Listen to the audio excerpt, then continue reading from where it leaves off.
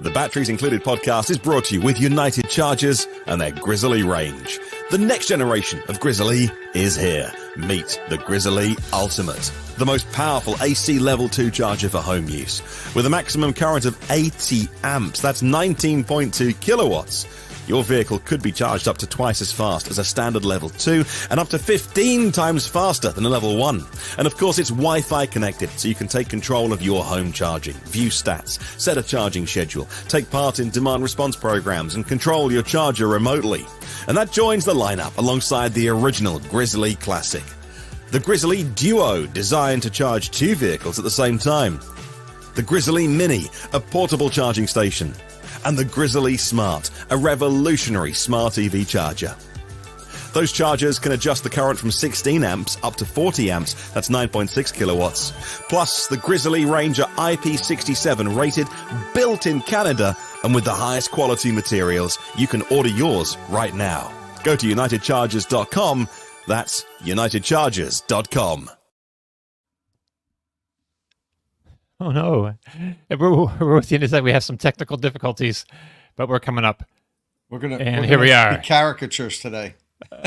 Hello and welcome to the Batteries Included podcast. It's August the 9th, 2024, and this is episode number 49.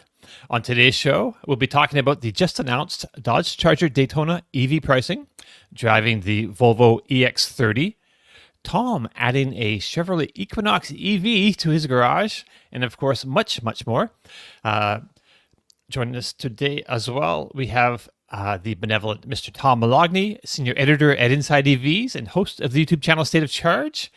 We also have Martin Lee with us, but and actually he will be leading the show, but his computer died just as the intro was going. So he was here a minute ago, everyone. So a little panic here in the studio, but we're all right. And Martin will be back with us. And of course, Kyle Connor joins us from the new, majestic, practically palatial halls of Out of Spec Studios, where he produces high voltage videos for a number of YouTube channels. And welcome back, Mr. Martin Lee. Sorry about that. How you doing? I thought I'd buy a Mac, it'll never crash, and we went live and everything went purple and it rebooted. But it came back pretty quickly. So what have I missed? Good. I just want to send a special good morning out to Josiah Rocco, and thank you very much for that gift. Appreciate it. Josh. So we haven't missed it. We're ready to go right from the top. It's all yours. Okay. But you've done the intro, right? Yes. Yes. Okay. All right. Well, let's get into it then. So one of us bought a new car this week, and that would be you, Tom. What happened?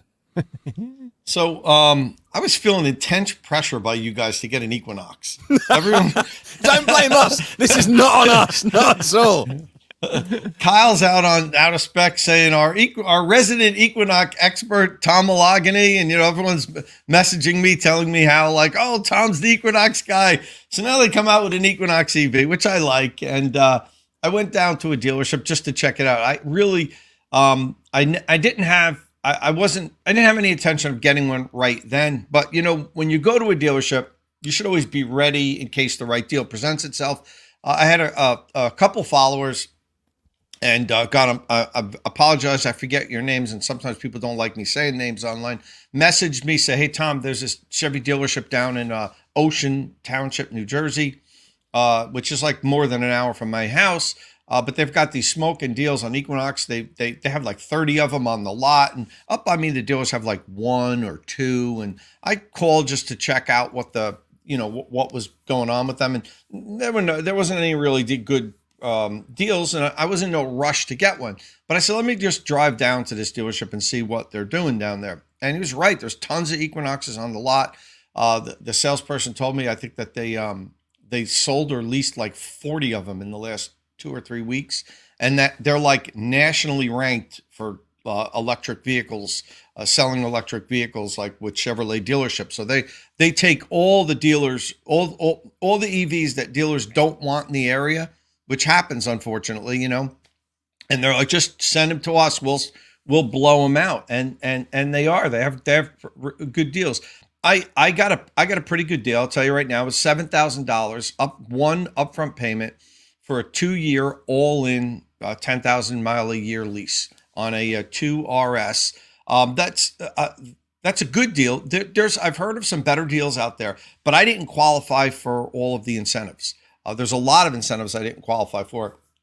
I thought I was going to qualify for the Chevrolet EV loyalty discount because I have a 2023 Bolt, but it has to be leased, evidently. I bought mine, so I didn't qualify for that. I don't qualify for the New Jersey state rebate, which would have been, I think, $3,000 or $4,000 because of income limit.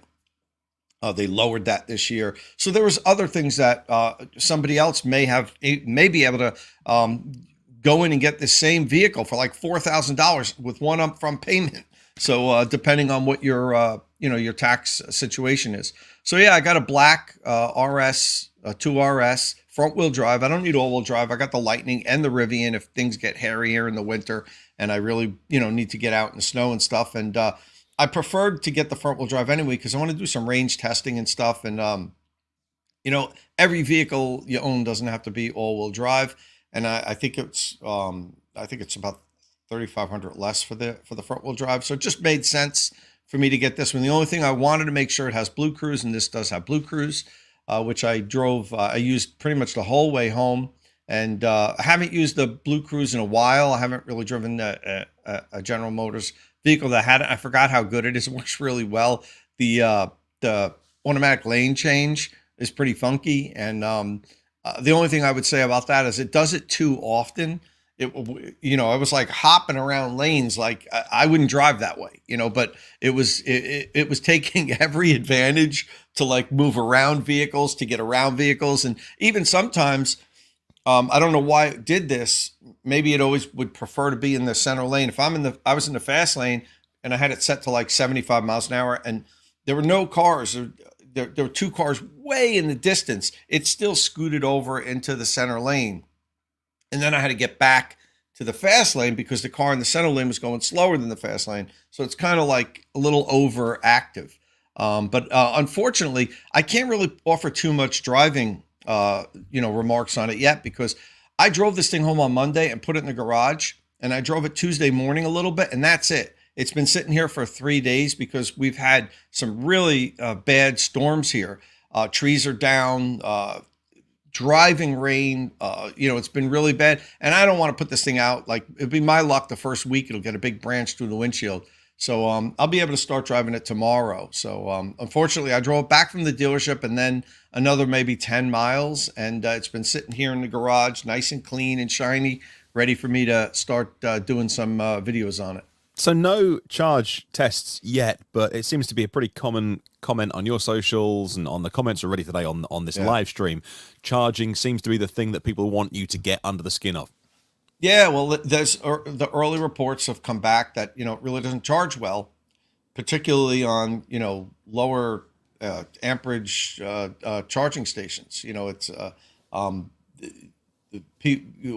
what we're getting from a lot of people's with this Ultium pack, you need to hog a 350 kilowatt DC fast charger in order to get decent charging speeds out of it. So we'll play around with it. I'll do tons of charge recordings and we'll see where it's at. I'll reach out to GM for comment on that, like I did when I had issues with the Hummer EV charging, and hopefully I'll get some answers. But it seems as though GM still doesn't have it completely solved with the Ultium with charging, and might not end up being as good at charging on all their Ultium vehicles as kind of what was sold on us a long time ago. I mean, GM didn't come through with a lot of promises on the Equinox. It was supposed to have a head-up display for the 2 LT and 2 RS and higher trim. It doesn't have that. The 19.2 kilowatt onboard charger option is not available yet.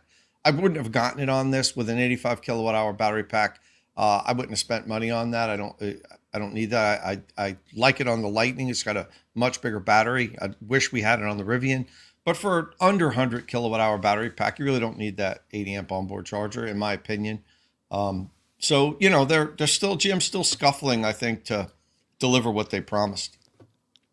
Any other questions from the guys? Someone just mentions that you mean Super Cruise, not Blue Cruise, but because Blue Cruise is the Ford system, right? I keep calling it Blue Cruise. Even when I went to the dealership, I was like, I just want, I want a 2LT or 2RS front wheel drive with Blue Cruise. And he's looking at me. I'm like, yeah, the hands-free driving. Oh, Super Cruise. Oh, yeah. I'm just used to saying it with that Lightning all the time. I just wanted to underline how great a deal this is, because I just did the math. So I was on the Chevrolet.com website last night, and they show the lease for this is 24 months, $299 a month, $3,199 down. That's $10,375 over 2 years. So Tom, you saved a few grand. It sounds like so. And I know people that went to this deal and got better deals than I did because they qualified for different, like if you're a Costco member and you're part of that Costco Auto Club, whatever, that's $1,000 right there. If you qualify for the state incentive, and I don't qualify for the New Jersey state incentive for two reasons.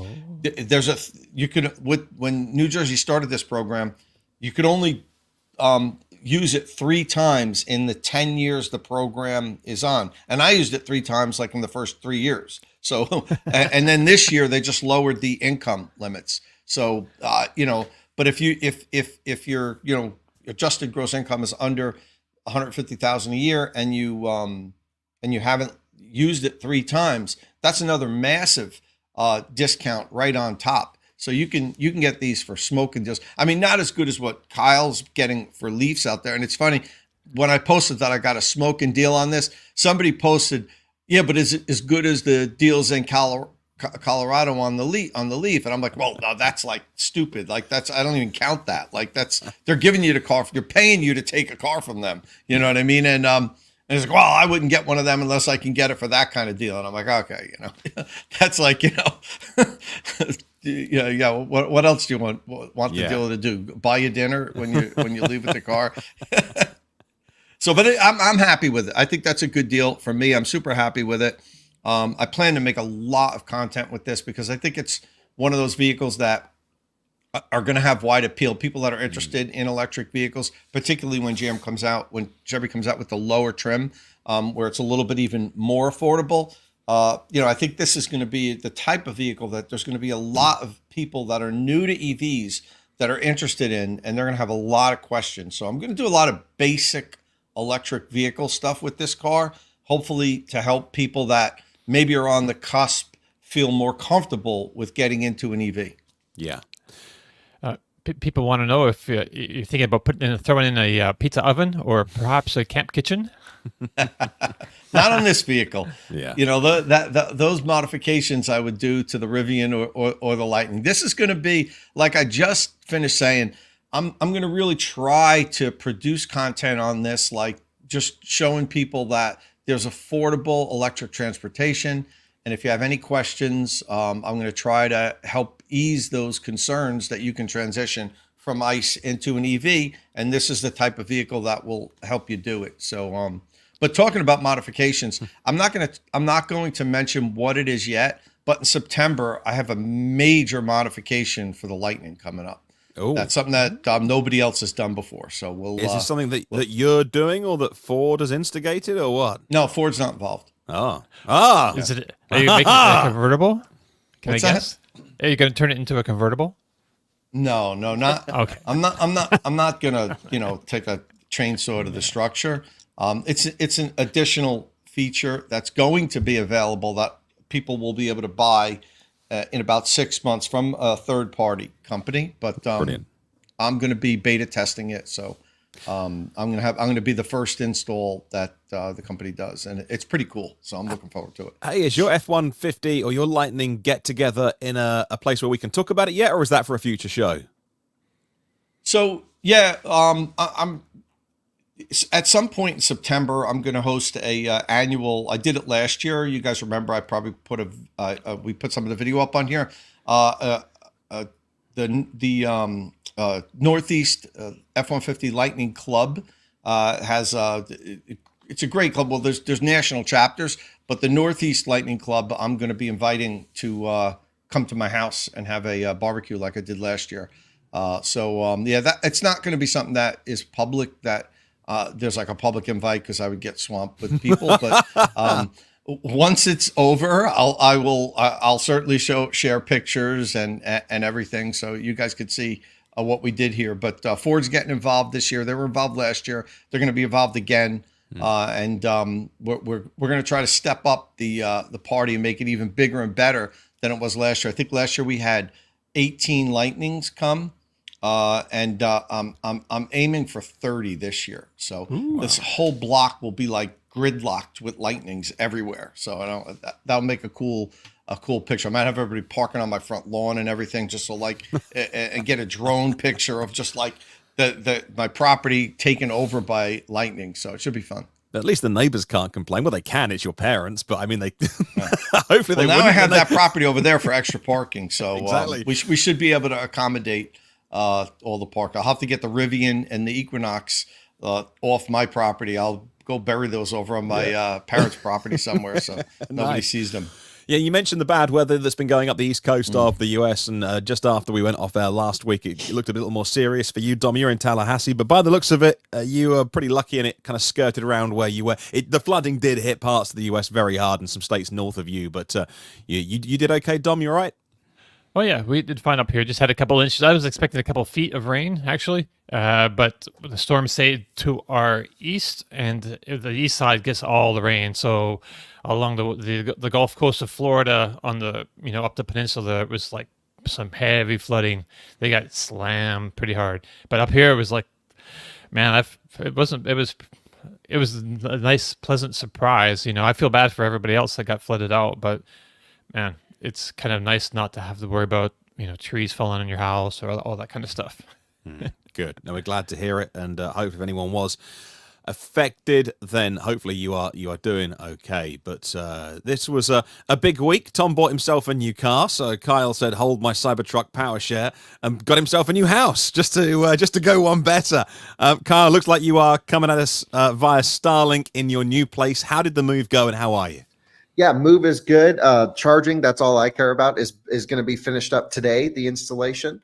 And so I've just been waiting. I've got dead cars waiting to stress test the system for hours on end at full rip to make sure nothing goes crazy. Because we all remember what happened at my last house where I blew up that junction box and almost burned down the house, which was professionally installed. So now I actually have... actually 2 days ago, we moved into the new house. Yesterday, we moved into the new out-of-spec hub, which I've not told anyone about yet.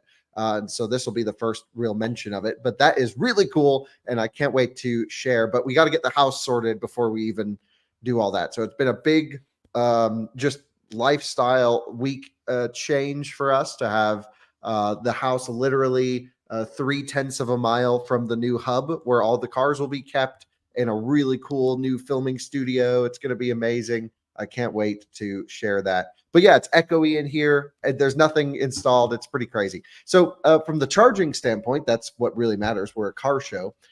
We have just a normal 2-car garage, nothing fancy. And we only have 150 amp service to the house. It's not a massive house or anything. It's a good size, but it's not too much. It's enough to run one Tesla universal wall connector at full 60 amp circuit. We have enough from there.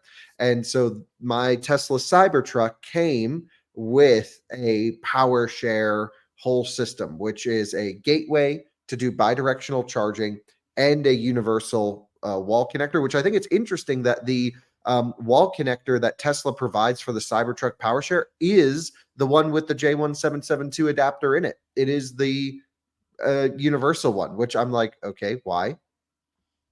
Did I lose you guys? No, you're still that's there. weird. No, How- it's interesting. Well, that's because that's the only one that'll work with the bidirectional power. Right. The Yeah, regular exactly. wall connector won't. Right. So the universal one is what comes with the Cybertruck, which is good for me because we have more non-Teslas than we do Tesla vehicles. And so, if the power goes out, which I'm sure is very unlikely, then we'll be able to plug in the Cybertruck and run the house. The reason I'm installing it is because it came with my truck for free. So it's like you either don't install it and you lose out and they give you like, I don't know, a couple $100. It wasn't much. Free supercharging for 6 months, but I already have enough referrals to get free supercharging on that truck. So it just didn't totally make sense to me to not install it. And so it comes with all of the hardware and $4,000 to the installation. So it literally is costing me nothing to install that in the new house. So we're like, okay, we'll do that. It's cool. And I think it'd be fun to run the house off the Cybertruck for a month. Just go to the Supercharger, get free supercharging, then power the house. just to test that out. I'm sure, it's going to be a waste of time and we wouldn't do it long-term, but could be interesting just to do a long-term test on it. And then I am having them wire up a second wall connector in my garage, another universal wall connector. So I'll have two identical ones. However, when you have the first one set up in a power share configuration, they do not let you load share them. So what's interesting is I don't have enough available excess power to run the second wall connector at full send. So I could do a service upgrade or something like that. Or we're going to do an interesting solution. I'm going to put in a whole home energy monitor. And then as I start to reach the maximum output of my house, it will dynamically derate the second wall connector so that I don't go over the 150 amps. I think it's a cool solution. Yeah, that's a nice way of doing it. And you were kind enough to show the world your costs. And so this is no hardware. If you can talk us through this, there's no because Tesla have provided the hardware, or rather you paid for it as part of your Cybertruck. So what we've got here is some labor costs, some install costs, the total that it is out of pocket for you. But of course, there's a big Tesla credit in there as well. And it's so funny, social media being what it is. I saw a range of comments on your replies from people going, well, that's amazing. What a great deal, to you got ripped off, man. Like they're just jacking up their price because of the Tesla credit. So can you talk through what you've paid out for here? Yeah, well, I feel like I'm in the ripped off category, and I have no option to adjust this because Tesla forces me into an installer. Now, that is nothing to say about the qualifications of the installer that we're using. They are super nice. They're totally cool with me filming everything. Very, very high quality work. So you're paying a premium, but you're getting a premium product. I mean, they were out there in the garage yesterday making sure the conduit was bent just perfectly to ride the edge of my wall. Like, they were doing a really good job. They're making sure they're not going over their 360-degree bend radius maximum without sort of a box in the middle and an access port. So they're really thinking about this properly. But here's what the costs come to. First of all, my feeling, and I got to talk to the guys a little bit more about this, hopefully after the video, but my feeling is they know they're getting $4,000 of install credit with my truck. So they're going to do everything they can to make it cost at least $4,000 because they want to take advantage of that full credit. It's how like every government incentive program has ever run charging installations. Make it as expensive as possible so you can steal as much money. So anyway, that's what I think is going on here. To install just the gateway, just a box with a couple wires in it. I mean, I'm oversimplifying, but I watched them do it in like, a couple hours yesterday, is $3,140. And that is right next to my main panel. That is like, they're side by side. I can actually even show you a picture of them side by side. So you get an idea of what we're talking about, where I'm not joking. They're side by side. They're literally side by side. Yes. Wow. There's like an inch between them. That's over $3,000, which to me is wild. Now, this does not include the cost of the hardware because that came for free from Tesla, but for free. I paid for it with the purchase of the truck. Is how I would look at that. So, okay, I'm not saying there's not an insignificant amount of work to do here. I want it done high quality. I don't want a fire risk or anything, and so they're just jacking that price up. Then to install a wall connector just on the other side of the wall. I mean, just through the garage door, a little bit of conduit, pop in a wall connector, $600. And this is, this is what Tom always says. Tom, this is a Q-Merit certified company. They're quite expensive, but at least you're getting a guaranteed high quality install. So I have no reservations. I have full confidence that this system is going to work for years on end.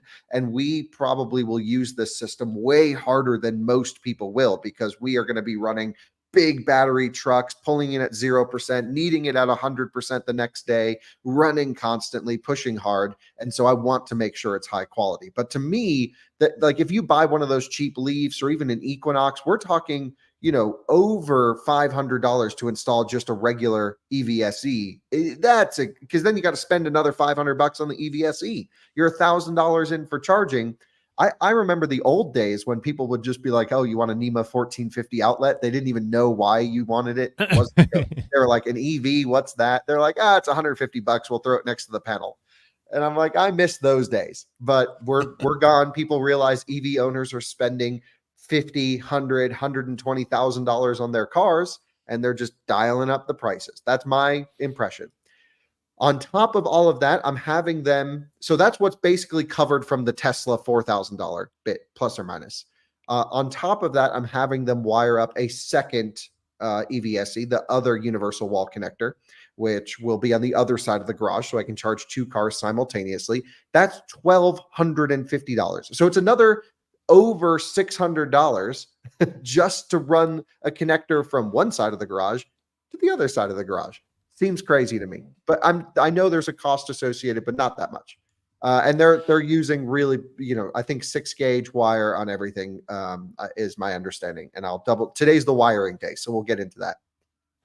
Then of course I had to buy that meter kit to do the home energy monitoring. That's fine. That's $350. Cool. I actually found them online for $275. They're charging me $350. That's the way things go. And then they had to do a permit fee. So all of that added up is like $5,500. And then Tesla gives us the $4,000 credit, and my total out of pocket's $1,500. So the way I look at it is, wow, not bad. $1,500. I get power share, 2 wall connectors. Okay. But I wish that $4,000 went farther for this install. Yeah. That's interesting. Dom. But compare it to Tom's system. So Tom has the Ford system that tie into his house, and the cost. I mean, it sounds like you have a deal. So what's the difference? And you can offload 11 point. They're totally different types of systems because the Cybertruck offloads AC power, so it does all the power conversion on board. So as part of the vehicle cost, I paid for the inverter, an 11 kilowatt inverter, basically, that's built into the power control systems of the truck that will then frequency and voltage match my house and feed it properly. Tom's system backfeeds DC power and then needs like a battery, an inverter, and all these things. And he can talk more about that. But Tom, initially, you're the EV charging guy. Am I crazy for thinking this is too expensive? So, quite honestly, I'd love to even come out. I wish I had time. I'd love to come out there while they were doing this. Oh, is it complete yet, or are they still doing it? No, they're still doing it. Yeah, I wonder if we could arrange where I can come out there and just walk through it and take pictures and stuff. It seems a little high, but it doesn't seem crazy high, Kyle. And you're talking about $150 NEMA 1450s back in the old days, and yeah, you're right.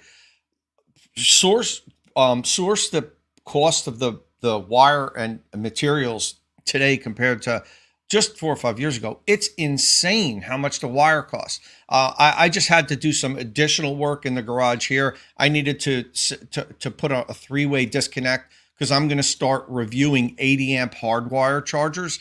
And it's really hard to do that because, you typically, those are hardwired in. You can't just take one off and put another one on, and I did the setup so that I could, and just buying the parts was nuts. Even the wire, I had to buy a bunch of number 3 wire and number 4 wire. So the cost of the installation is going to go up with the price. But yes, it seems like it's a little high. I don't think it's crazy high though. The first thing you talked about, the 3100. If you could, I don't know if you have that picture, that's almost like a service upgrade, right? Because they've got to transfer all the circuits from your main panel over to the other. They don't. Nope. So the way this works is this is the incoming feed to my house. Yeah. These wires go out to my main panel. So all they're doing is putting those wires there. Oh, okay. So they're not; those aren't all new circuits. Yeah. So that seems excessive. Yeah, the circuits that are going into the gateway directly will be the 2 wall connectors and my air conditioning unit. That fills up pretty much the space in the gateway. The rest go to my main panel, and it's a whole home backup. Yeah, 3100 for that seems excessive. I would say that that's like a $2,000 job. But I'd also love to come out and see exactly, because sometimes the devil's in the details. But that seems a little excessive. The $600 running, six gauge, through a wall in metal. I'm sure it's going to be a metal conduit. It can't be plastic. That stuff adds up. The cost of the conduit and everything. I'm not going crazy on that. That's kind of where you should be, right around $500 or so to run it from that panel to the charger. What was the other cost that you said? That was like $1,200. $1,200 to do the same thing, but just across the garage. Yeah, that might be leaning in a little heavy based on the fact that they know, you're getting the front end of it covered, which, I think is natural. I think, you're going to see that with just about any business case. I've had people tell me, how GM and some of the GM would offer for at least Cadillac Lyric owners now have $1,500 credit for installing their charging equipment. Matter of fact, I have a friend here in New Jersey recently, and lo and behold, the install cost was $1,510, and it's what you're going to get, and I always go back to the fact that I've seen so many problems with electric vehicle charging installations that, to me, if it costs you, more money to know that you could sleep safe at night where you're not going to have a problem, like, to me, it's money well spent. We spend so much money on all this other crazy stuff, but yet when it comes to that, something that's super important, like, this isn't like, with plumbing, if you have a problem, your house floods, and yeah, you got a huge insurance issue. But this stuff, serious stuff, tons of power is getting passed through this, tons of current constantly. Like you're talking about now using this thing to charge every EV you have, Kyle, for weeks on end, or power your entire house. So, to me, the way I look at it is that's kind of money well spent. We'll waste money on a lot of stuff and not care about it. But then when it comes to something really important like this, if it's a few $100 more, they have lots of levels. Like one of the reasons why I partnered with Qmerit was that I went and saw their training programs. Like their installers have to, do everything a certain way. Do they sometimes not? Yeah. They have dozens, maybe hundreds of installers out there. Some of them aren't great. Some of them are outstanding, and then most of them are pretty good. But, you're going to have from time to time issues, but they do follow up and try to make sure that they're torquing everything properly. Like you said, they're bending all the pipe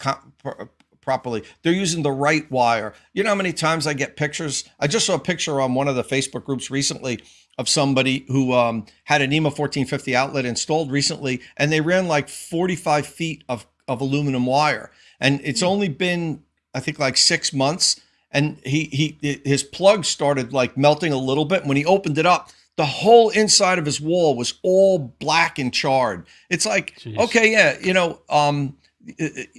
he might have saved $100 on that install, but he could have died.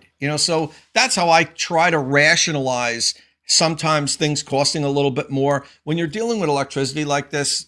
You know what? It's a one-time purchase. Pay a few extra bucks and get it done right. Yeah, and I have that total with these guys. I would say they're not even in the great category. These guys are excellent installers. Right. They've done every Ford power system in the area. They've done all the Tesla bidirectional stuff in the area. They've done, I think we're the 10th or 11th power share system. They've done 20 Ford, bidirectional systems, whatever it is. They've done a bunch of those. Yeah. They do like commercial installations for level 2. They don't really do DC charging, but they just actually did like a 10 level 2 install inside a Safe Light, which I'm like, I didn't know Safe Light was starting to offer charging while you get your windshield replaced. That's interesting. But it's really cool.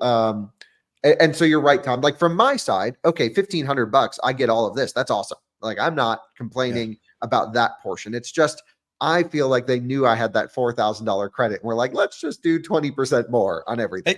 It could be, or that just could be what they charge because they consider themselves higher end. Now, listen, Tesla vetted a lot of companies to do this, their home power system. They didn't take this lightly. And they selected Qmerit to be the company to do it. And they watched what happened with the Ford rollout. You remember Sunrun was doing it in the beginning. And, in the very beginning, Ford didn't actually even want Qmerit involved in doing the installations. They couldn't stop them, but they wanted everybody to go through Sunrun. And, Qmerit, it's for anybody could hire whoever they wanted. I went with Qmerit. I made the video on it. Other people started using Qmerit. They were having success with their Ford integration systems. And that's part of the reason why Tesla took a close look at them.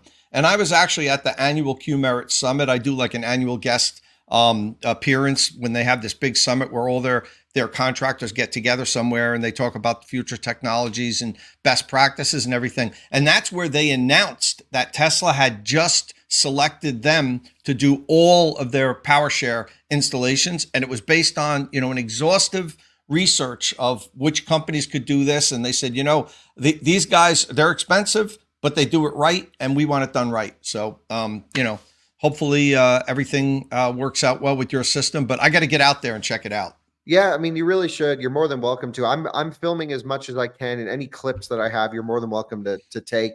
I felt really confident about these guys. I was talking to them a bit yesterday, and they've watched some of our videos, so like they get the idea. They know they're going to be on camera, and they're cool. I mean, it's not like I'm doing it as intensive as a video as Tom is, but they were like, you know what? We brought all the torque wrenches. They're like, no issues like you had at your last house. I'm like, okay, that's great. Thanks. They knew. Yeah. They knew. Yeah. I was like, thanks for making sure we're all good. Which we don't know what happened with that for sure. Sure. But it looks like that could have been the case, that the connections weren't torqued properly. I'm going to say they weren't torqued properly. Yeah, it could very well be the case. Well, yeah, I mean, I pulled all the wire out of that house yesterday because we're in the process of moving out, and I was just making it easier to take all the wall connectors with me and everything. And those wires were, I was like, I'm so glad we're moving because they just looked, the ends of them were blacked and charred, and I'm like, oh gosh. Anyway, so that's what's going on at the new place. We're going to wire up the new hub as well in a future video with some cool tech. So that will be coming not anytime soon. We have the hub for ever, so may as well take our time to dial that in properly.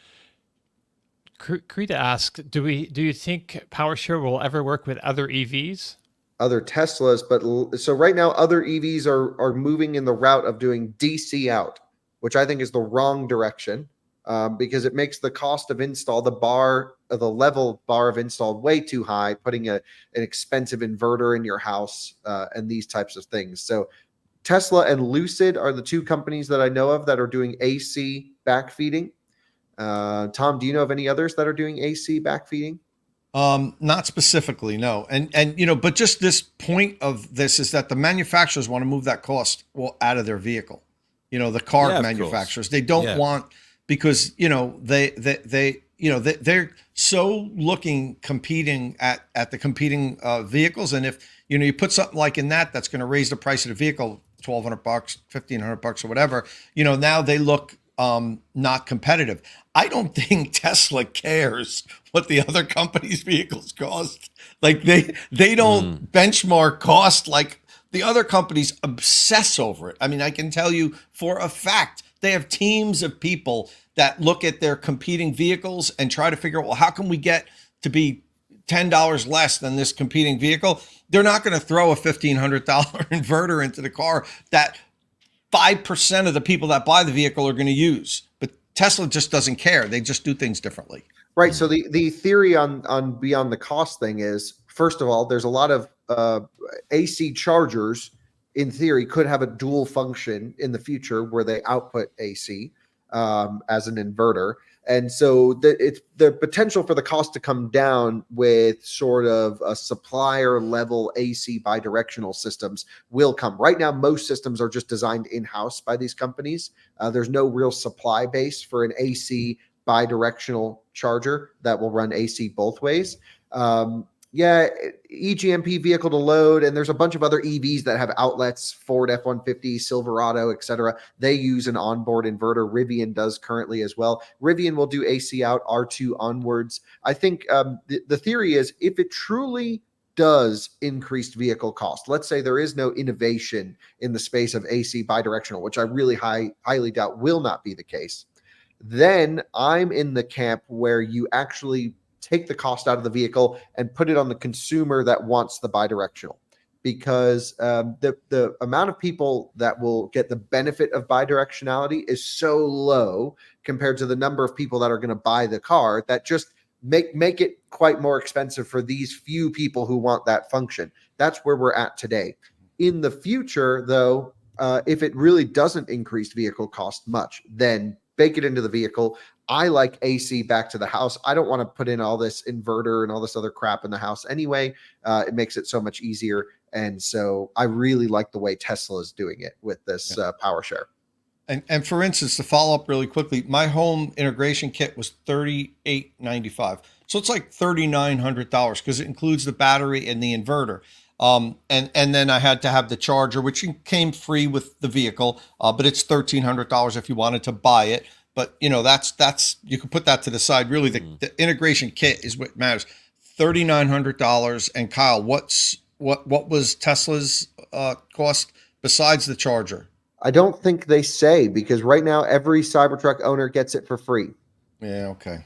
Maybe it's $2,500 plus or minus. Yeah. It's going to be less than $3,900 for sure. It doesn't. Oh, yeah. You don't have I have a big hulking inverter on my wall now, and the battery. And I actually used the inverter for my solar array. I replaced one of the inverters I had on my solar array, and now it's used every day when I'm not using the kit. But Kyle doesn't need that.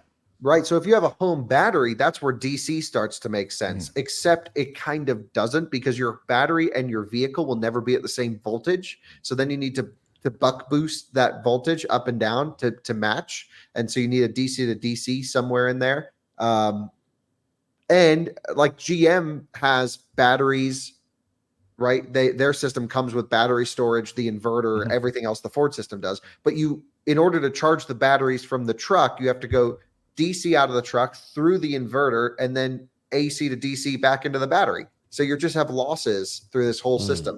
That needs to be improved with just a DC to DC in there. So basically, moving at power around is not complicated, but it just requires a lot of components in this chain. Yeah, that's why I went with the DC battery that I've got, because my PV array will send it via its inverter straight to the battery. And I don't know what the losses would work out over the 10 years that I'll have the battery or whatever, and it might be marginal, and I might have just done it for no particular reason. But DC battery, DC generation, and avoiding any with the solar edge stuff, any conversion to AC, then back to DC again. But I don't, maybe that was, maybe it's marginal, maybe it's a significant thing over the lifetime of the system, or or not. Renault Zoe did do back in 2019 in the Netherlands. Renault and Utrecht, they did a project. I think that was with AC coming out of Renault Zoes. Any of our commenters in Europe might be able to just confirm us 5 years ago now whether that trial went anywhere or not, but they came direct from, I think, the Renault factory. They were ready to go bidirectionally just for this trial, as in, Renault were doing that. I think that was AC out. But again, the interesting thing is, with PowerShare and Etherloop, but the two, for me, the most exciting things about the Cybertruck launch, because when the Cybertruck launch happened, firstly, we're never going to get that vehicle here because of the design of the front end, and they're not going to redesign it for non-US markets. They've talked about it just to keep on, pumping it and keeping it top of the media cycle and stuff, but they're not, are they? So we're never going to get it. So I always had to get myself pumped up about the Cybertruck, and then when it happened, you think, well, okay, that's all right, that's okay. There's a lot still to get right, as we've said over the last year or so on this podcast. It's starting to get there now. They went with the model of, like, let's ship it and fix it later, and they're getting there. But the two most exciting things were the Etherloop, like redesigning how they think about wiring up a car, much like Rivian have rethought how they do the second generation of the refresh cars they've got, and trucks and SUVs, and also a PowerShare. And like those are the two things that I thought, oh, this is cool. Tell us more about this. And at the event, they kind of got brushed away.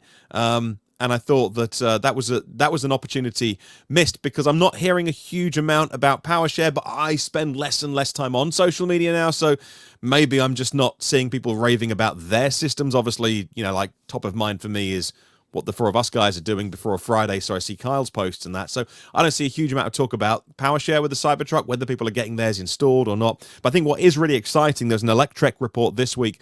One of the Electrek readers in Texas maybe reached out and said, hey, I ordered my vehicle 2 weeks ago, and now it's, what's it called? Foundation Series or Founders Edition.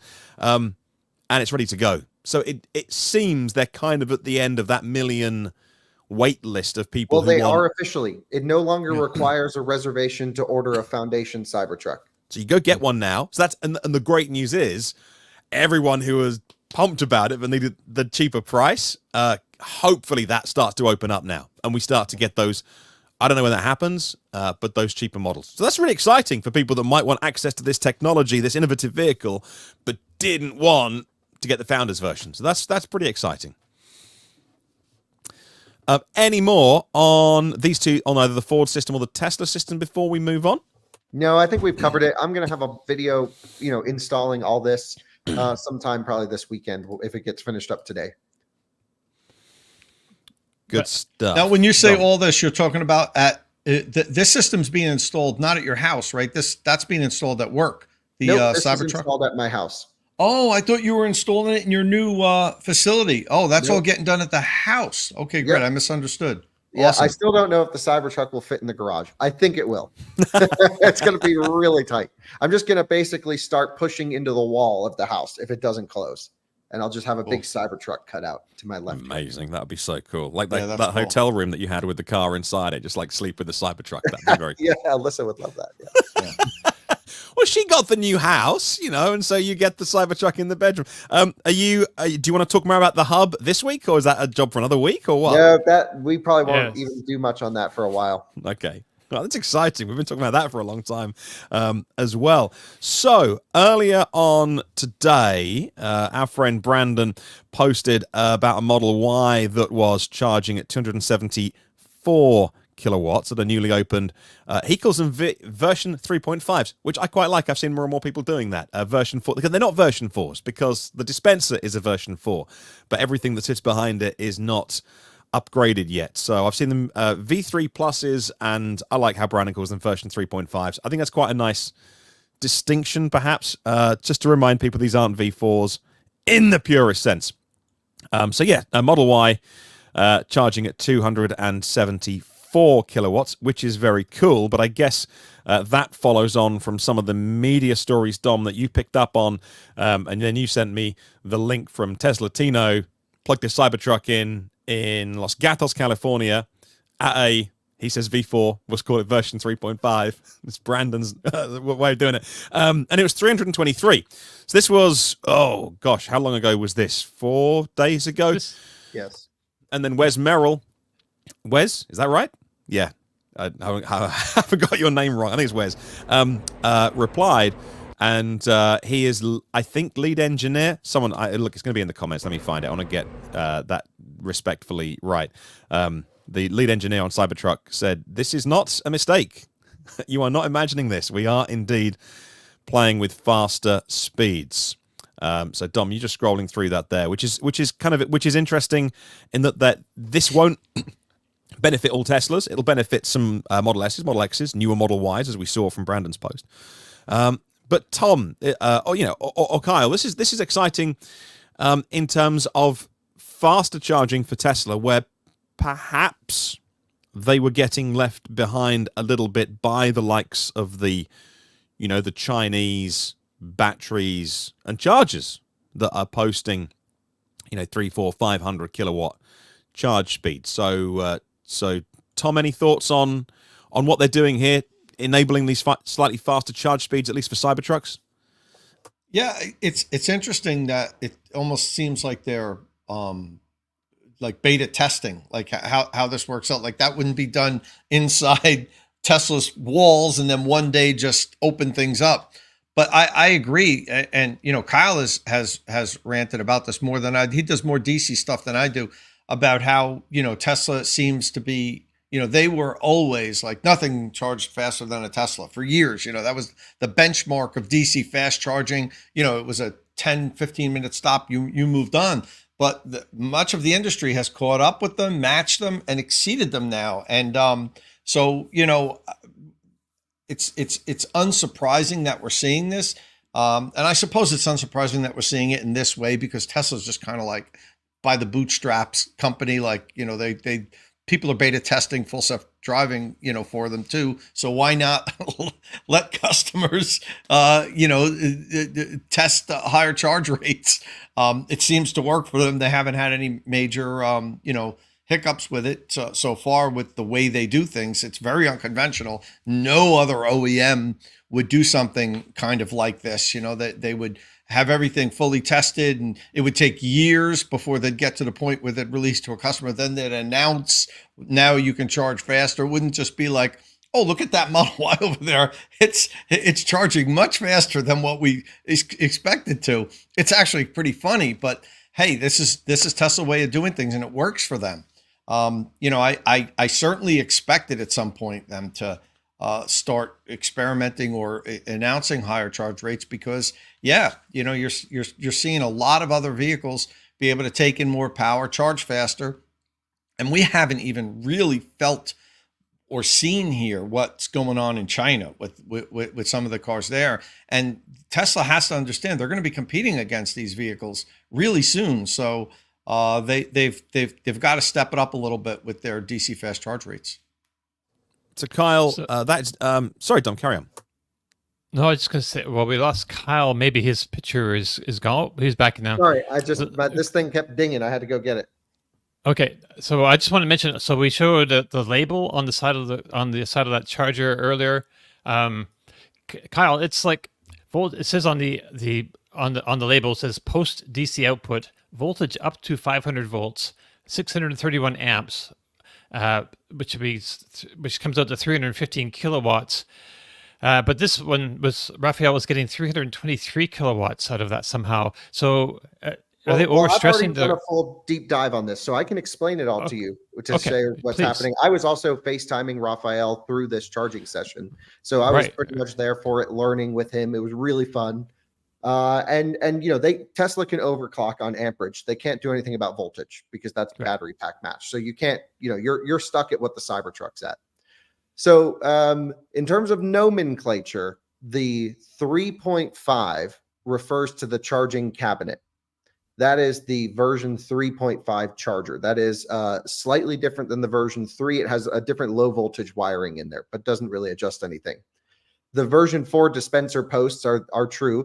And for the first time, we now have a Tesla confirmation as to what these types of stations are called.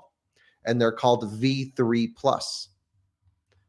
Yep. Okay. So V3 Plus indicates the version 3.5 charger with the version 4 dispenser.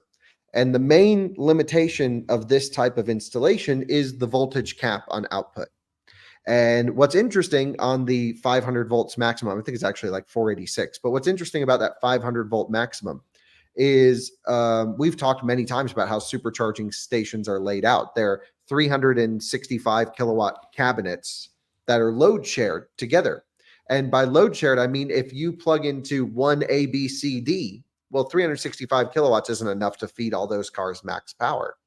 And it can actually take power from another charger at the same location and DC share it on a DC bus over to the other charger to then distribute power above its rated capacity. And it can, in theory, do almost 800 kilowatts between input power and maxing out its charging power, as long as the other chargers on site aren't doing anything. And what's interesting about the way those cabinets are connected is they're connected on a up to 1,000 volt DC bus. So they already support high voltage when they're transferring power between them, but not when they're transferring power out to the vehicle.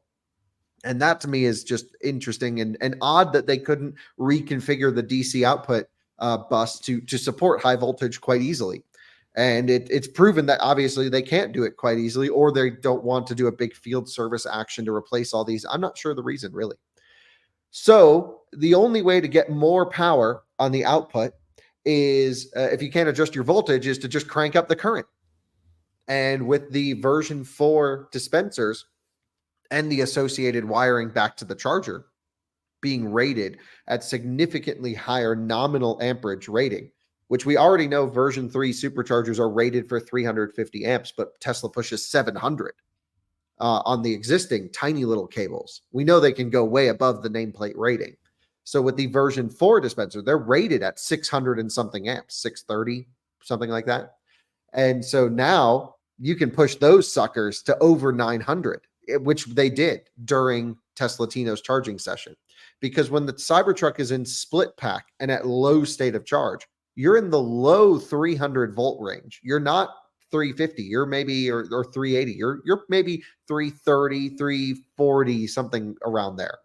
So in order to get 325 kilowatts, you just do the math, and you're pushing huge current through that cable. And with the charging curve of the Cybertruck, it actually the battery doesn't care at the cellular level whether it's charging in split pack 400 volt mode or combined pack at 800 volt mode. So it's going to request the same power into the cells, and then it's just up to the supporting equipment, the cabling, the charging equipment that is just derating based off of temperature. And so it's not so much the Teslas that derate, even though, yeah, the battery does. It wouldn't derate any faster really here. The inlet port might get hotter and derate because of that, or the cabling might, but the battery doesn't see a difference. I mean, maybe some of the bus bars in the battery, sure, but ultimately it doesn't make too much of a difference on the vehicle side. It's more for the charging current side as to where high voltage would help. So the Cybertruck is just like, I want, 300 and something, whatever kilowatts. It wants this power. And if you want to get it to me at high voltage or low voltage with big current or low current, I'll take it. And so that's the charge. We've seen this request. It's called charge parameter discovery. It's part of ISO 15118 and some other standards as well, where the Cybertruck in the handshake process between the truck and the charger communicates, here's my maximum voltage, here's my maximum current. And the reason it had so many issues actually charging on chargers initially was like, chargers were like, what? You want 900 amps up to 850 volts? What are you talking about? And they'd be like, what kind of machine is plugging this? And some chargers were like, that's cool. We're not going to give you that, but nice to know. And some chargers were really freaking out there. There were some other issues why they weren't totally interoperable until that .8 software update either. But so for this charging session, they just uncorking the current limitation for these sites. So there's a few version 3 plus locations, maybe 15 or 20 of them. I have a list somewhere. Someone sent me a list from Inside Tesla. I don't know who they are, but they sent me a list. So thanks.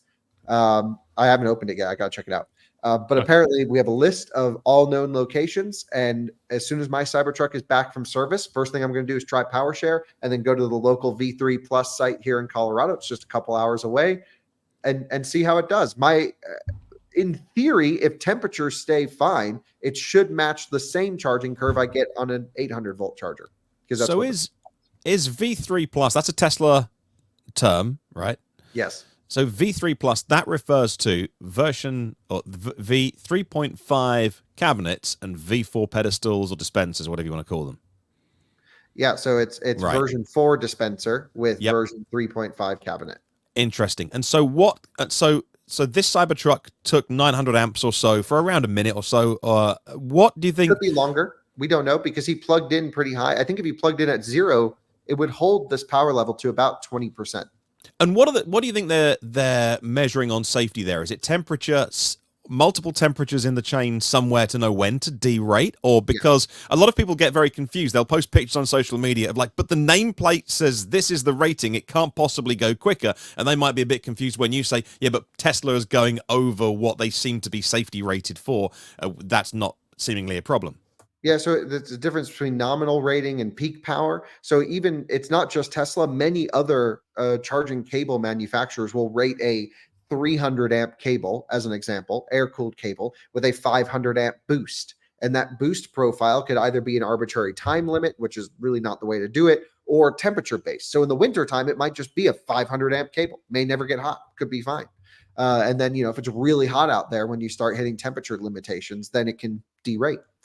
So you don't have a thermal runaway issue or start melting the plastics inside or have an arcing issue on the connection portion where the connectors could fuse.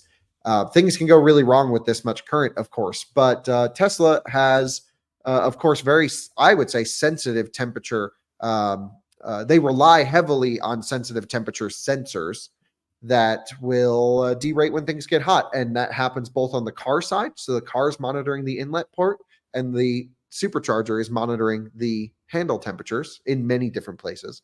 And therefore, with version 4 being immersion cooled right to the silver plated copper pins right in that handle, I think it should handle high current pretty well. And I don't know, I'm sure we'll overheat it. Of course, we overheat everything, right? Especially with Tesla. So, but it's cool that they are upping the current. Now, the real issue here is, why haven't we seen a version 4 charger? What is taking them so long to develop a new charger? The rest of the charging industry is way ahead of them in terms of the hardware technology to deliver high voltage and sustained current. Mm-hmm. To me, this is a real problem, because obviously the people who did the posts have been done for over a year. The dispensers have been ready, and you would have thought that that product would have launched as a whole. And right now, the rumors that I'm hearing is they're setting up the lines of V4 chargers at Gigafactory Buffalo.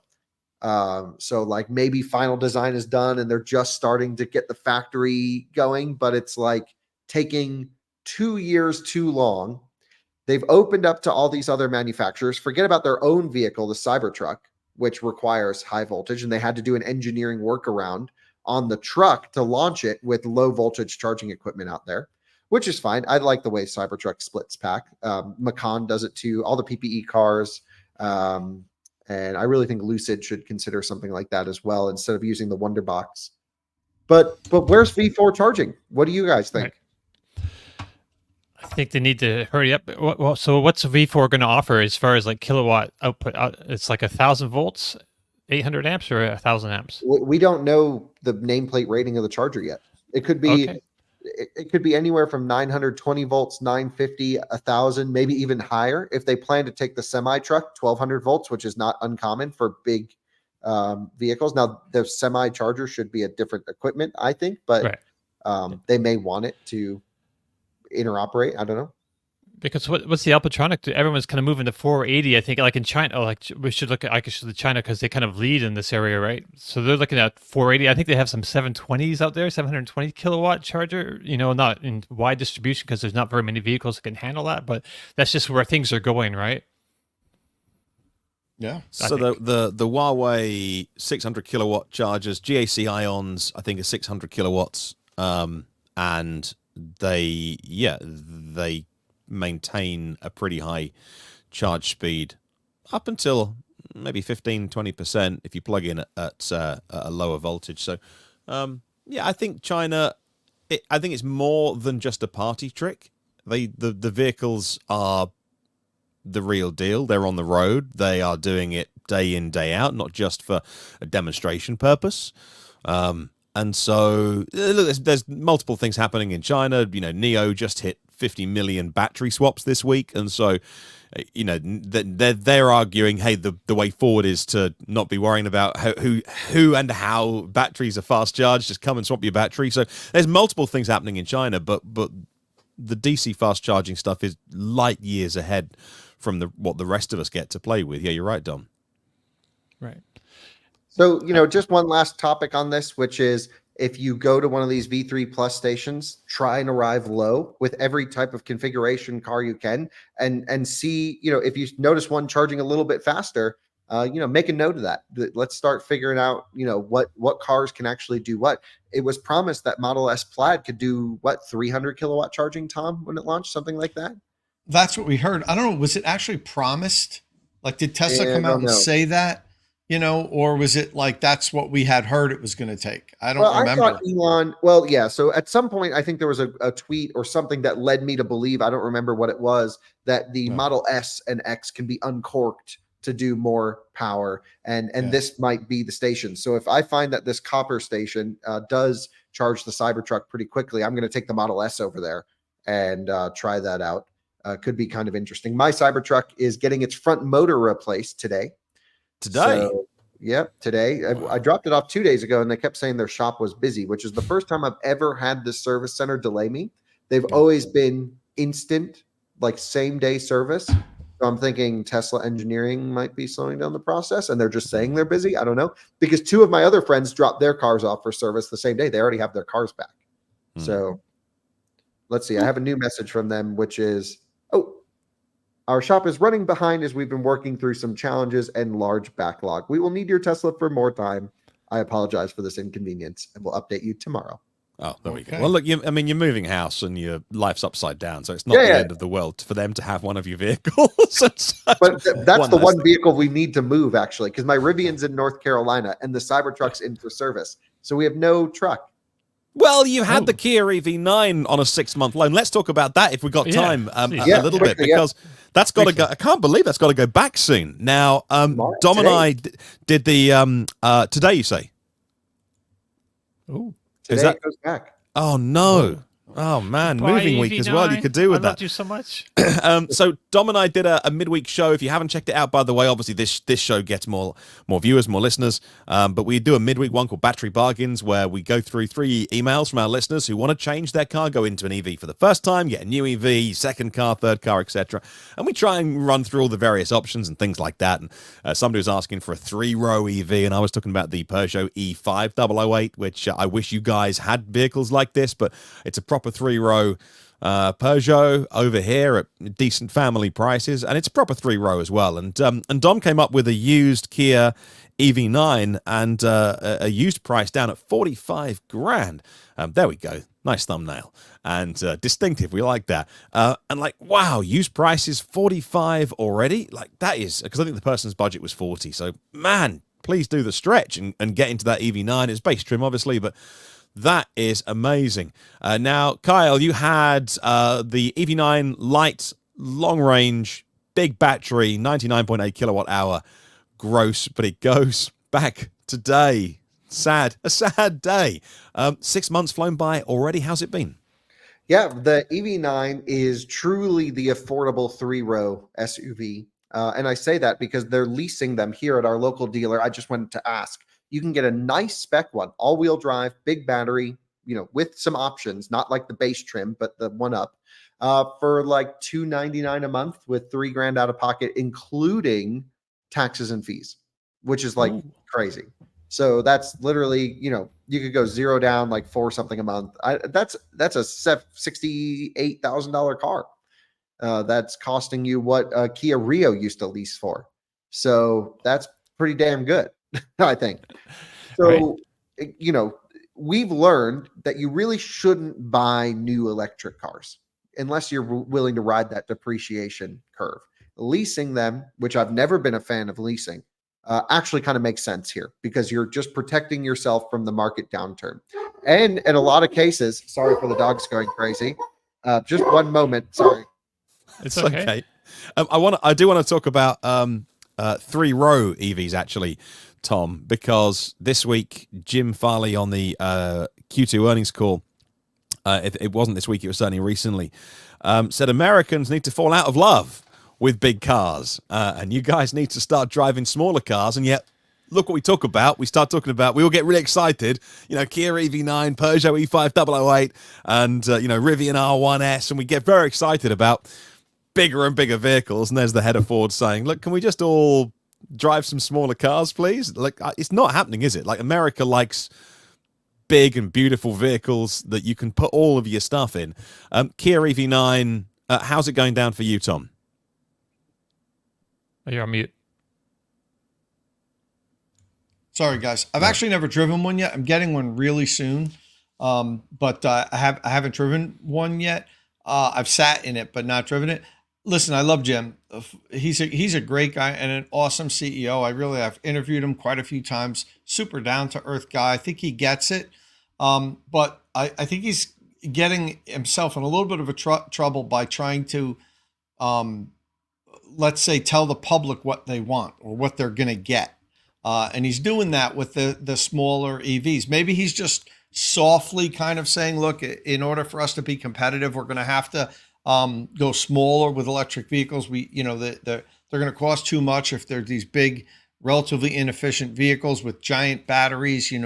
People are never going to be able to afford them. It's going to take us, what he's saying, a decade to get the the cost on par with combustion if you want a big, bulky, heavy 3-row EV without incentives. If you're going to remove the incentives, we're not going to be able to make these competitive for a while. So we're going to focus on the smaller market. The Chinese seem to be doing that really well with these compact and subcompact, super affordable electric vehicles. So that's what we're going to kind of go into.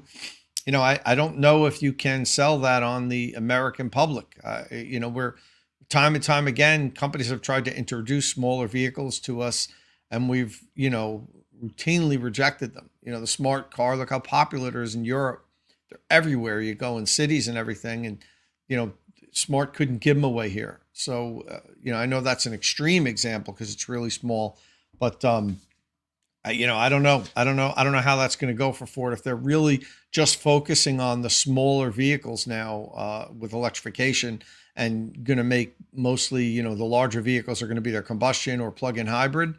I hope they rethink that strategy. Yeah, well, that Skunkworks team that are working on the $30,000 next generation platform of Ford EV, it's not going to be a 3-row massive SUV, is it? So it's going to be a smaller vehicle, you would think, at that price. Anyway, back to Fort Collins Kia. They need to order both. It's not either or, Martin. That's what they need to do both. I'm trying to say. Yeah. Let's get back to that EV9 going back then, Kyle. So what will you miss about it? Well, first of all, it's Jordan has been using it for the most part. Max and Dominic took it on a trip. I drove it around quite a bit, and you've been using it to move. It's actually full of stuff right now, so I have to empty it, vacuum it, and then we have to bring it back later today. Maybe I'll even delay that until tomorrow. We just finished filming this 6-month ownership update, so Jordan filmed his portion. We'll put mine in there. Maybe that can go up tomorrow. Could be interesting. But it's such a great vehicle. Our spec that we had was the big range spec. So we did the race to Vegas with it. We did all the range testing, everything like that. And it was the big battery rear drive. And that thing is an awesome road tripper. Just sits at 200 kilowatts to 80% or so. It's like e-tron charging curve, but instead of 150 kilowatts, it's 200, and it's a bigger battery. So it just is, a whole nother level up. Really nice car. And I've done a lot of DC charging with it. It came with a megawatt hour of DC charging. I think I forgot to use it, but like most of the time. So we didn't really even get our money's worth out of that plan, which it didn't cost us anything to have the car. So we have to give a huge shout out to Fort Collins Kia for, letting us borrow this for 6 months. Super nice of them. We sold when the EV9 first launched. It was a hot car. A lot of people, big initial demand. And they sold almost more EV9s than almost anyone because of our videos. So they were like, hey, that's pretty cool. Do you just want to borrow one? We have like a rear drive that it was middle of winter at the time. They're like, we have a rear drive that no one will buy in Colorado until the summertime. And I'm like, yeah, sure. We'll borrow it from you guys. I'd much rather borrow it from you than a manufacturer car. So thanks. And we're going to do another one. They're going to give us another car today or tomorrow, whenever we exchange. So we'll swap into something else for another 6 months, which will be great. And maybe we'll just keep that going. We'll see, as long as, as long as there's benefit both ways. I mean, I don't just want to take a car for the purpose of taking a car from them, but we really got a lot of content with that EV9, having it for comparisons and family stuff. And, it to me, we never feel pressure from automakers to give them a good review. I'm the first to trash a car when I don't like it. But it is, I think, even cooler to just get it where the automaker's not involved. And it's just a local business, which is the retailer, that doesn't care at all what we say about the car. And but even with that said, I've never once actually had a manufacturer come back to me and say that was unfair. So that really doesn't happen in our business, as long as we back it up with fact. Anyway, it just feels better to grab it from the dealer. The car's been great. Yeah. We've put just under 7,000 miles on it. Average just over 1,000 miles a month, which is normal driving. And it's been great. Not a single issue with it, which is unusual, because I thought the 12 volt would have died at some point. Because my friend also bought an EV9 from the same dealer, Nick. He's been in some of our videos. And I think twice now he's come back to his car with the 12 volt dead. And ours cars are from the same period. So ours is sat for like weeks on end at times, and it just boots right up. The phone key is perfect. Way better than Tesla phone key, because it uses the Apple Wallet situation. So it's like always in here, which means I don't need to load up the app to get it to connect. It's just my phone is close and boom, the car is on. Love that. So lots of great things about it. The software sucks, really sucks. Yeah, but you are It could be comparing better, it yeah. to everything that you want it to be. I think it's of a standard, and I think most EV drivers would be okay with it, but it's not. I actually don't think so. I think it doesn't steer you to the correct charging locations. Dominic found that it doesn't give you a good state of charge on arrival. Very basic items that an EV needs to have are not in this car. And for the technical expertise that went into the battery charging systems, powertrain efficiency, and smoothness and driving dynamics, the software is a significant step below not just other EVs, but the rest of the car. Yeah, we see more and more car makers moving over to use Android and the Google solution as well, because that does seem to do a pretty good job, of taking you to the right chargers and to integrating with the BMS, and also to know if those chargers are in use or out of operation. Not perfect, but it seems to do a decent job of it. So I think that's probably why we see that feature being handed off to a third party. Before we move on, any more thoughts on that, Dom or Tom, before we move on? No, but the only thing that... Oh, go ahead, Dom. Go. I was just going to ask, over-the-air updates, Kyle, does it now tell you what... does give a kilowatt figure for output, like as you're driving or charging, or? Yeah, so you mentioned that in the video where it doesn't show you that, but it does. It's in the software. Okay. Have to dig down farther enough. But it did Most recently cars get don't show you that. There's like almost no Right. cars that do, but this does. Okay. And the only other You thing just that go- I wanted you to just mention... go- Oh, go ahead.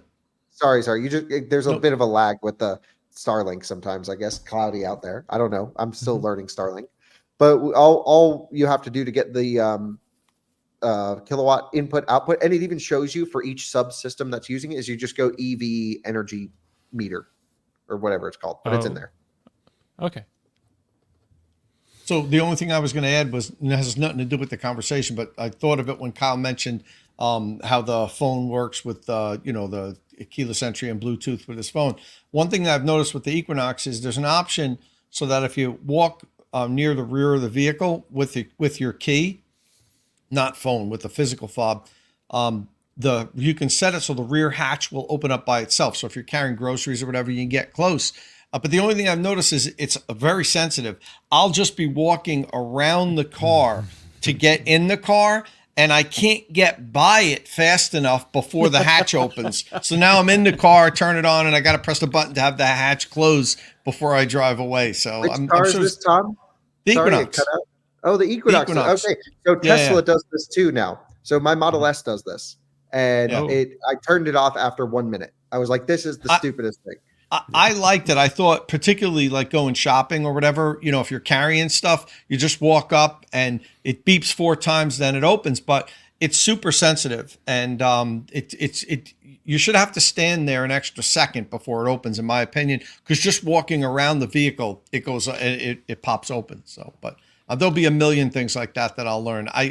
I'll probably end up disabling it like you did, but for now, I'm gonna play with it and see how it works.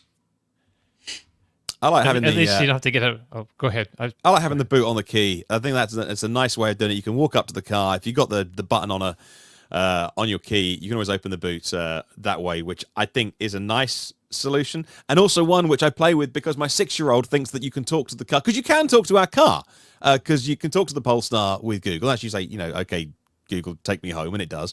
And obviously we have Alexa and Google devices at home, and so he thinks you can talk to everything.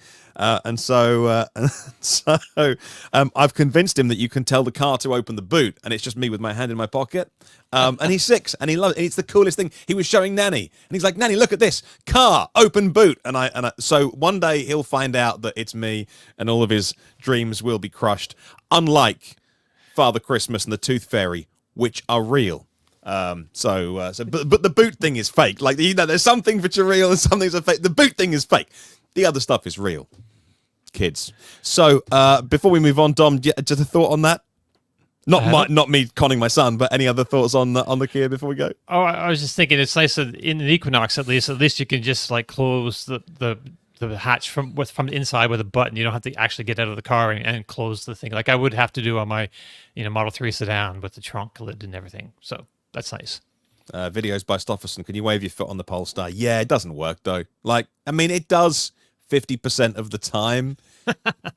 But wait, I got a funny story about this. When speaking of these foot activated sensors, actually another one. My mom went and bought when the F33 series generation launched in, what was it, 2011, 2012, 2013, somewhere around there. She bought one of the first new generation 3 series, and she's at the dealership in Connecticut taking delivery of her new 3 series with tech package, and it had this kick to open. It was the first car we had with kick to open. And so the salesman's trying to explain to her, like the delivery guy, hey, this, you could just kick under here, and they're like, give it a go, and she whacks the back bumper with her foot, just kicks the crap out of the bumper. I'm like, no. I love it. Which is great. And then recently I was doing the Audi A6 unveil, and the amount of times we had to stand there and wait and retake. And I was hoping they would send me, because I had to use their cameras. I was hoping they would send me all the footage for this, and they didn't. But it was just no. Of course I was not. going to do a whole extra video on just Audi trying to show me how the trunk opens with this light that projects down. We had to do like 50 different times. It was crazy. It never works. Dom, I'm going to let you make an executive decision live on the air in front of all the audience, because we've put Dodge Charger and EX30 breaking down in the title and the thumbnail of this podcast, and we've got 9 minutes left. And we were also going to talk about a couple of Tom videos with the Omni port, or the Omni Charger, the new charge point charger. Anyway, so now that you've had 5 seconds to think about it, what do you want to do next, Dom? We've got time for one more thing. I'm happy to change the thumbnail and the title to a Power Shed Cybertruck thing. What do you want to get to next? Man, I really would like to touch really briefly on the Dodge Charger EV pricing and sound. Only because you've made the thumbnail already, I can tell what you're getting at. So let's get into that then. All right, we don't have to spend we don't need to Final. spend any time on it at all, really. Worldwide public that's fine. No, worldwide public debut of the Dodge Charger Daytona happened during Roadkill Nights, and which has tomorrow, I think, and at M1 Concourse in Pontiac, Michigan. 2-door to launch with 2 high-performance models. So Dodge Charger Daytona, MSRP is $59,595 with almost 500 horsepower and 404 pound-feet of torque. The Dodge Charger Daytona Scat Pack, MSRP of $73,190. That includes Track Pack and the Direct Connection Stage 2 upgrade. 670 horsepower. That'll do. 627 pound-feet of torque, 0 to 60 in 3.3 seconds. Hopefully the sound is coming out of the speakers in a moment. No, it's not. You might need to unmute that Instagram post or share with sound. Dom, quarter mile, 11.5 seconds. Yeah, 0 to 63.3. That'll do. You can have a frunk on this as well, but they'll charge you extra for it. And have a listen to this. It's a fake sound, obviously. And there's a little burble at the end. One more pass. So that's what's it called? Which is quite a different sound to what we first heard, because when we first heard this sound, the car was moving slowly.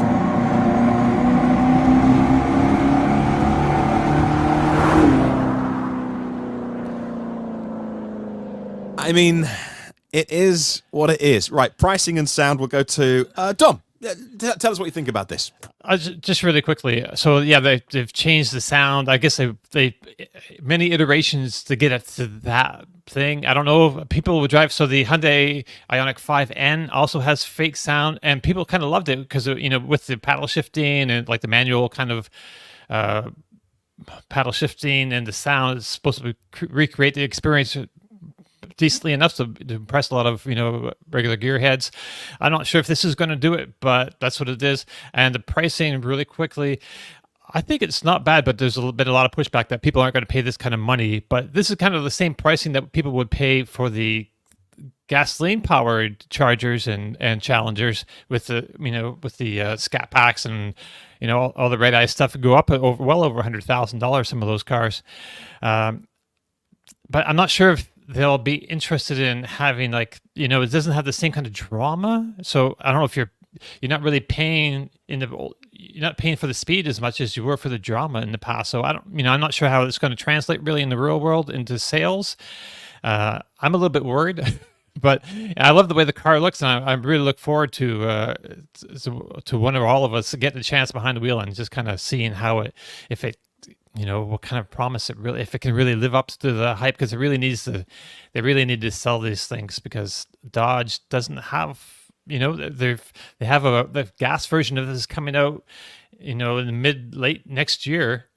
But that's a big chunk of money that they're, a big bunch of sales. Like in Tallahassee, there are so many Challengers and Chargers all over the place, and now they don't sell them anymore. And so they really need they really need to sell some EVs, so it's a kind of an important car for them. So yeah, it's going to be interesting to see how it all kind of plays out, but we don't need to spend any more time on that. I don't know if Kyle or Tom has a quick word about that. Nope. Okay. Well, I'll do a quick word. I love how it looks. I don't care about the sound. You could turn it off if you don't like it. Some people don't like it. Give people what they want. Let them choose. But you mentioned about the price, Tom. It's really not comparable to the in 2023. The Scat Pack was $15,000 less than what the Scat Pack is on this EV. Now you can see you can make up some of that with incentives, and it is a later year, so it's not terribly more. I just would have liked to seen one of two things for this vehicle: either cost a little bit less or be a little bit faster. Is it fast car? Sure it is, but 0 to 60 in 3.3 and 11.5 for the quarter mile for the Scat Pack. That's the top of the line, the fastest one. I don't know. It doesn't do it for me. If I'm going to spend the $75,000, I want maybe 2.5 seconds 0 to 60 and a 10.9 quarter mile. So in any event, that's just my fair. short That's fair thoughts on it. Yeah, totally there. It seems like they don't really want to make this car, to be honest with you. Man. It seems like they're very reluctantly being dragged into electric world, and I'd rather they didn't. Because we'll still be driving petrol cars in 20, 30, and 50 years' time. Not as many, obviously. But what's wrong with leaving this combustion? Why does it have to be EV? Well, they are making a combustion one. Oh, good. And that's what all they should make. I mean, they are, and that's what they should make, because why would you spend... I mean, if they want to stay in business, they won't be, they won't be able to... They will. There's going to be loads of small-scale garagistas and small, below 2, 3, 5,000 runs of vehicles a year that are really interesting combustion things in 20 years' time. There's nothing wrong with that. As long as our post gets delivered with electric, and we do our errands on electric, and we get ferried around on boring journeys on electric, and we clean the air up. It could be. I just don't see it, but you could be totally right. I just think in 10 years, internal combustion is for a while. And, Gordon Murray gas will be... T50, you want to make that electric? That thing sounds insane.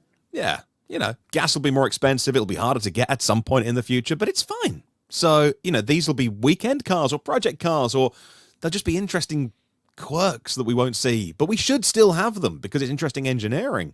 And I think if you spend a second of time and $1 of your budget on making an electric car sound like that, you've got your priorities just completely wrong. It's just a total waste of time, total waste of money. Like Tom said, turn it off. Like, if you literally won't buy this EV unless it comes with this sound, you should not be buying an EV. I don't ever want to tell people what to do, but I will in this case. Don't buy an EV. If this is a deal breaker, like, I wish I could buy that car if only it had that sound, you shouldn't be buying an EV. Like, don't worry. We're not going to take your gas cars away from you. Don't worry. So I see EVs having like the batteries are like the big thing holding back performance in EVs, like the dynamically, like but I think they'll lose a lot of like the half to 2/3 of their weight over the next 10 years with the advent of solid state and the scaling up of that technology, and charging will be a lot faster, and prices will come down. I just don't think internal combustion will be competitive enough. It'll be such a niche that it's really be super expensive to buy and own, but I could be wrong. Anyway, if you get excited over that noise, that's fine. Let's just No one's excited Yeah. about this car from our No one's audience. excited I was about going to go see it today and go to this event and check it out, Oh. but we're busy moving. So I had to be like last Yeah. minute. Oops, sorry, can't go. Well, I'm looking forward to it. I think you're going to like it. I think. I don't know. Do you I like big think cars? it's really ugly. I don't know why you guys think it looks Oh, good. I really? think it looks awful, but but that doesn't ever play into my role. Whatever. Right. But it's like Model S size, basically. No way. What the Is heck? it? Really? No? That would be Is it so not? stupid if it's that big. I mean, the other ones were big too. So Yeah, that's what I was anyway, let's thinking. move on. Let's not talk know. about this Yeah. anymore. We got There you go. EX30 that breaking down. I'd like to hear about your EX30 real quick. All right, let's finish on the EX30 that worked until it didn't. What happened? Yeah, basically it died while driving. So EX30, really cool design, good interior. I made a whole video about it, so no need to reiterate too much here, but worth talking about. EX30 is a really cool car. I mean, it's just awesome. Tom got to see it. I got to see it when it first was unveiled, and it was, an awesome looking car, great package all around. And then we started to hear the software issues that were happening on the first delivered vehicles, and then people were returning them, and oh boy, software is a huge important factor here. However, this one was updated with software 1.4, which is like the newest, latest, greatest software in a vehicle. And this one died while driving. There's no other way around it. Basically, it was going around a corner, driving it pretty sporty, nothing crazy, but just like going into a corner, mat the throttle, expecting a little bit of oversteer, and instead it just completely died. Nose turned in, obviously, because the weight went on the front. So it was a bit of a whoa dynamic shock as to that did not match what I just asked the car to do. And then about a half a second later, bing, bing, ding, ding, ding, everything just completely shut off. All warning lights came on. And Volvo says that one of the communication lines stopped communicationing. I don't actually know that wasn't their exact terminology. But it basically stopped doing its job. Yeah, interruption to one of the car's electronic communication lines. Right. That's not good. And Martin's got that up on the screen there too. The whole Having message from investigated, I'll read it out for the audio listeners. Having investigated the fault on the car, is this from Volvo engineers or the Volvo PR team trying to tamp down the disaster that was unfolding in front of their eyes? Volvo PR team. When I called them, Volvo, you could just tell it was instant excuses. It was oh no, sorry to hear that. Well, sometimes cars just need a reset. I'm like, no, your car died in the middle of the road while I was driving it. And they're like, oh, well, maybe it just wants to go to sleep, wake up again, try and power set. Yeah. I'm like, no, the car drives fine now, but it stopped working while I was driving it. So, it's the PR team in disaster mode. Yeah. I mean, it's what PR people, that's, they earn their money on the days when a car dies and Kyle's doing a test. So having investigated the fault on the car, it appears to have been a temporary, isolated error that we have not seen on other EX30 cars. There seems to have been a brief interruption to one of the car's electronic communication lines, resulting in the activation of the system safety protocols, which limited the car's speed. The car has functioned normally since the incident in question. We take any such issue seriously, however rare it may be, and are looking into how we can remove the risk of a similar occurrence in the future. As you say, though, that was the statement, it shouldn't happen in the first place because they, in theory, know how to make cars. And we are all scratching our heads with the EX30 to go, is it a platform thing? Is it a time to market thing? How have they forgotten to make a car? Because it's not ready for prime time, and that's why they've got. Is it a full-on stop sale in the US, or just the order page has gone back to no, they're just not bringing it. Keep me Belgian production. Yeah. Okay. So we'll get the order page. Yeah, the order page has now turned back to keep me in updated page, in the US at least. And yeah, I've told this story before from somebody I met. A DC fast charger in the Midlands around Birmingham somewhere a few weeks ago, where he's like, yeah, I set off this morning and the screens weren't working, so I have no idea how fast I was going, but I drove because I've got to get home to Scotland, and then 20 minutes later it just turned on. And this was a few weeks ago, but that's a first-hand experience of it's just not quite ready for people to pay their own money to drive this thing. And like the worst thing is to give it to a car reviewer and it just stops working mid corner. No, that's not to say I've never experienced issues with cars that have been loaned to us. We have had 12-volt batteries die. We've had a multitude of issues. We're always, we're driving every new car that for, the last, I don't know how many years, things happen, right? And they break. And we share with our audience when things go wrong. But I've never had a vehicle actually fail to drive, fail to do its job. We may have in a combustion car a limp mode where it will say, oh, there's an issue, I'm only going to give you 40% power, or an electric car that does that. But when you have a communication line fail to communicate, fail to signal anything, the car does, it's just like, I have no idea what's going on. Now, thankfully, the brakes still worked, the steering still worked, that all worked, but the acceleration died. So if that happened mid-merge on a highway, it could have been really bad. Of course, we could come up with a bunch of scenarios. Now, what's interesting to me is when I called the German guy, the German press guy, he's like, oh, we have seen that on a couple closed courses. I'm like, really? What? And you sold the car? And then, in this official statement, maybe he didn't understand what I was saying because there was a language barrier. But in the official statement that Volvo presented me with, said they had never seen it before. So I've been told two different things. They've seen it and they haven't seen it. And it's very possible that they have not seen this issue because the German guy may not know what I was talking about. So anyway, yeah, pretty scary and not good. So I'm going to try and recreate that same exact scenario in the next car that I get. Yeah. Okay. Before we go, Tom, how much leeway should car makers be given when they bravely innovate and try and do things differently, which they've tried to do with the EX30 in terms of how it looks, how it's built, how they've put cost savings into that vehicle, and ultimately a cheaper price for the consumer, and they've had to do some new things that aren't working at the moment. So how much leeway should car makers be given? I guess very little when safety's involved like this. Well, I think part of the problem, Martin, is now the automakers are under extreme pressure to shorten the development cycles of their vehicles. It wasn't too long ago, only 10 years ago or so, that they were fully expected to have a 5 to 6 year gestation period from a vehicle being on a piece of paper to it being in customers' hands, 5 to 6 years. And today that's been compressed to about 4 years. And that's a lot of R&D and testing that has to be compressed now. I remember I did some consulting back in 2014 for a major automaker and not a U.S. automaker, one actually not too far from where Martin lives.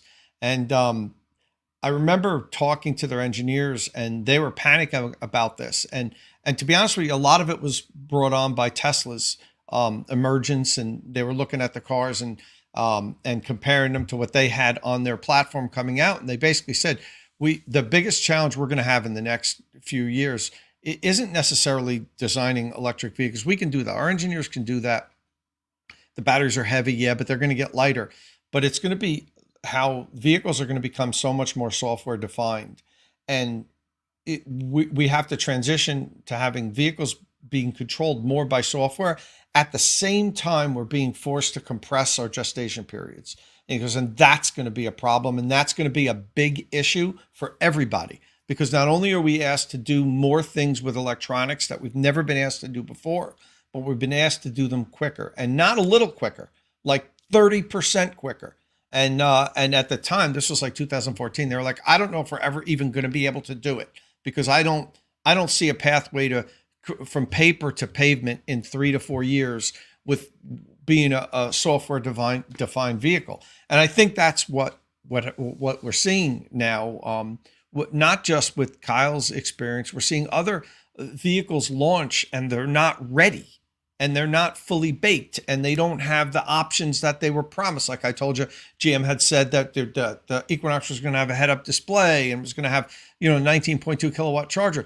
The automakers are in such pressure to get their new latest greatest vehicles to market as soon as possible. They're literally pushing them out before they're ready, and I think that goes for everybody. And we can thank or blame Tesla for it because I think they were part of the reason why we're seeing this, because Tesla worked as a startup on such a short cycle, and they're innovative and pushing out OTA software updates and making their cars better. And everybody else felt such pressure to compete with them that they're putting stuff out maybe before it's ready. We're seeing the EX30 certainly doesn't appear to have been ready. The Volkswagen ID4, remember when it launched initially, the software was a disaster. It wasn't ready. That should have been in development for another year before it came out, but Volkswagen had to push it out. They just had to. So I think that's what a little example of what we're seeing here, Martin. When I did the initial road test with the Porsche Taycan, that was out from Copenhagen to Hamburg, Germany. We did a long drive. It was like a full day drive. And my partner in the car was Alex Dykes from Alex on Autos. And the two of us were driving. And when we were almost crossing over to the German border, the Taycan just went blank. The car drove, but we could see nothing. There was no instrumentation, nothing. We had no GPS routing. We didn't know where the hell we were. We're out in the middle of nowhere. I don't even think our phones had a GPS connection at the time. And we were just like, this is great. Like, where do we go? And like, we were just driving around. And I mean, it was actually fun for us. But when we finally got in touch with Calvin, Kyle, we're like, we don't know where we are. Nothing's working. The car's driving. But, so I mean, this happens. And I think part of it is that the automakers are under such pressure to get the vehicles out as soon as possible. Yeah, I was reminded of that, Tom, this week when the Rivian Q2 numbers were out, and they gave some time on the call to Wasim Ben Said, who was Chief Software Officer. I think they introduced him as. He was, Tom, when you spoke to him, and Carl, I think you introduced him as a senior VP of software, I think it is. Yeah, as the matter, a C-level promotion there, and well deserved. He's an incredible engineer and a fantastic communicator who can make very complicated things understandable to simpletons like me. And he was saying, yeah, like we have the Rivian software stack and electronics in the with the 5 billion Volkswagen deal. Like, that is now in a car and we're testing it. And I thought, and that stood out to me because nobody else noticed that comment. But I thought, yeah, if Rivian don't come with that VW deal with absolute rock solid software and electronics, then they're just going to get rinsed for doing that. Anyway, we should make a move because we're over our time. Thank you very much, as always, for joining us on the podcast today, whether you're watching it on the live stream afterwards or the audio version. We really appreciate your company, and we love the conversation with the live show as well. We are done for another week. If you have any questions or comments, look at the little Equinox just there, staying out of the wind and the rain. Any questions, comments, let us know on the socials. If you like the show, please give us a thumbs up. It makes a huge difference to how YouTube recommends this podcast to other people who don't yet watch us, who might like to see what's going on.